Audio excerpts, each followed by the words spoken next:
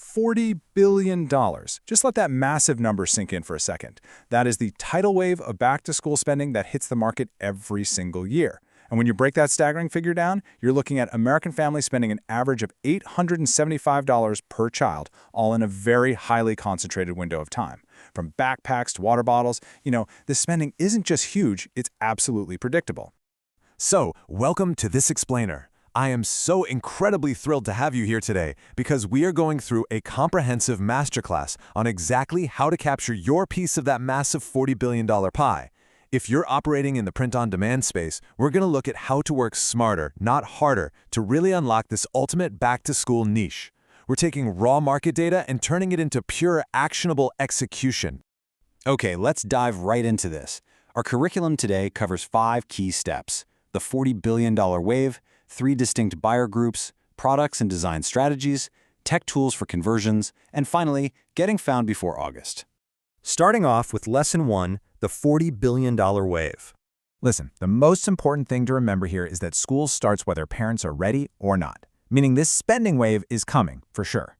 But here's a massive myth we really need to shatter right now. Most sellers, they think August is the peak shopping month.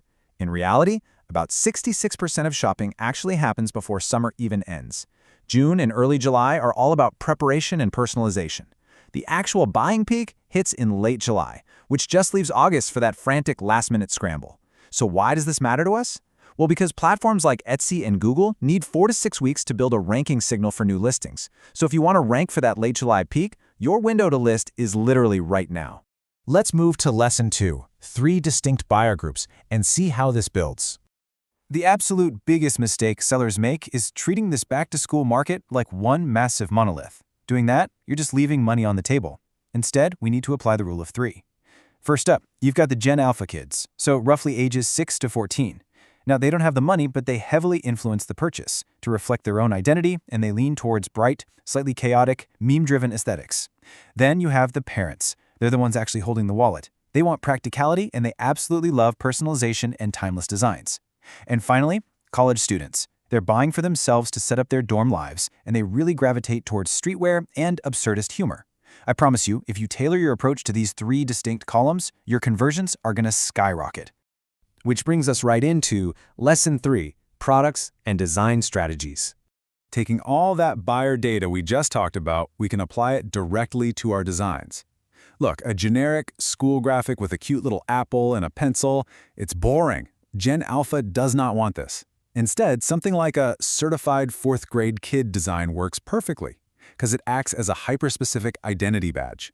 These kids want bold, saturated colors and graphics that feel like they were just pulled straight out of Roblox or a flashy YouTube thumbnail.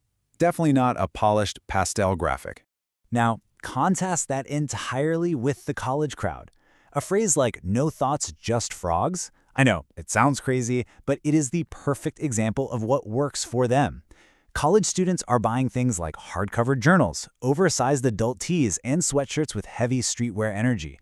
They're looking for absurdist, ironic, and hyper-specific quotes that articulate a very particular feeling about university life.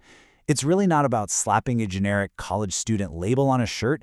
It's all about inside jokes and raw personality.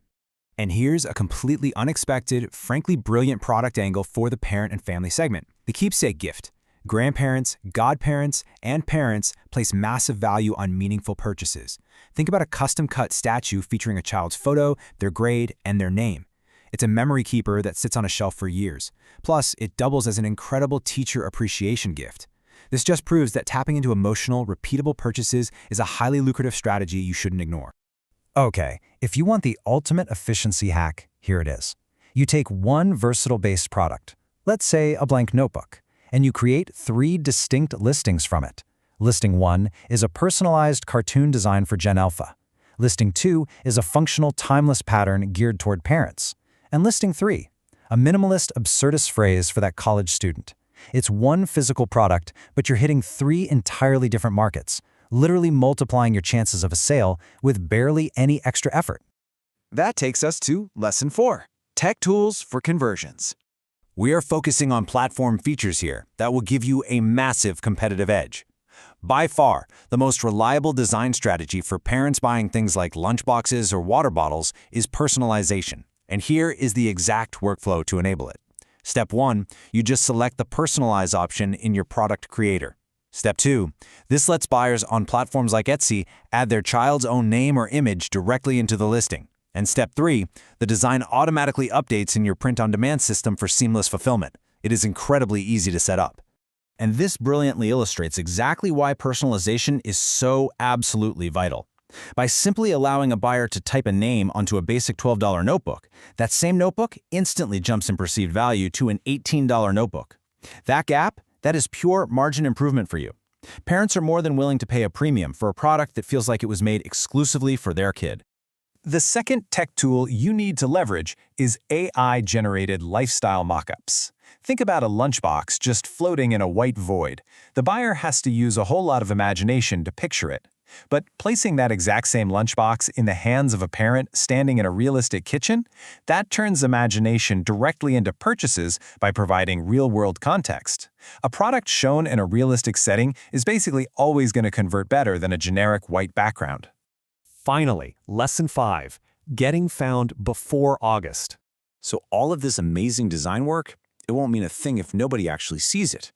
The crucial point here is knowing what your buyers are actually typing into the search bar. Terms like back-to-school essentials, personalized school supplies, first day of school gift, dorm room decor, or funny college shirt. These aren't just creative tags you're guessing at. They reflect actual, proven buyer search behaviors. You absolutely must optimize your titles and tags using the exact language your target audience is using. Furthermore, you really need to understand the modern shopping landscape, which right now is heavily driven by the haul economy. TikTok and Instagram Reels are very soon going to be totally flooded with get ready with me clips and massive back-to-school haul videos. This user-generated content drives enormous demand.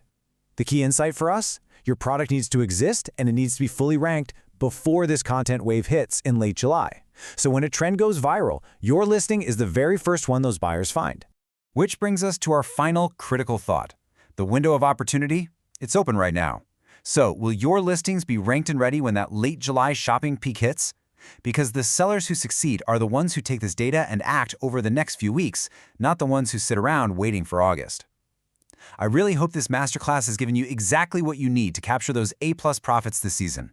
Get out there, apply these strategies, and I'll see you in the next explainer.